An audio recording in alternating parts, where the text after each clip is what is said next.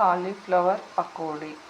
ఇందులో కాలీఫ్లవర్ని ఉడకబెట్టి కొంచెం మిర్చి పౌడర్, కొంచెము అల్లం వెల్లుల్లి పచ్చిమిర్చి పేస్ట్, కొంచెం ధనియా, బేసన్ శనగపిండి అండ్ రైస్ పౌడర్ కొంచెం 1 2 స్పూన్, సాల్ట్, వాము, జీలకర్ర ఇవన్నీ వేసి కొంచెం ఫ్రై చేసి పట్టించినాను.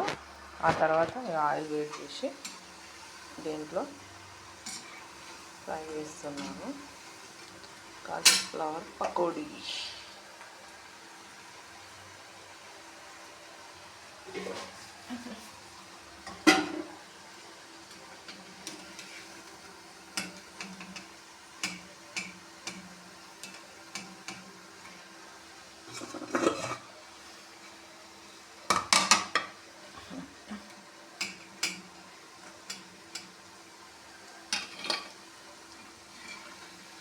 మా బుడ్డలు స్కూల్ నుండి రాగానే వాళ్ళకి స్నాక్, ఎమ్మి స్నాక్.